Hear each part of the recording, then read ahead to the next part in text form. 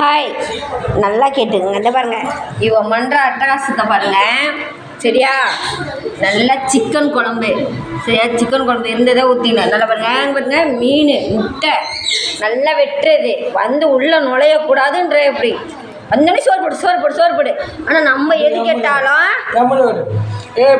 நல்லா பாத்துங்க, மூட்டை கவுச்சியே செய்யக்கூடாதுன்றா. ஆனா கவுச்சியை இது யார் வாங்கிட்டு வந்திருக்கா? இது யார் வாங்கினது? அபி இது யார் வாங்கினது?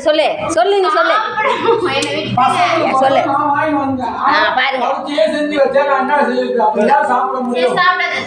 பாருங்க, கேட்டீங்க.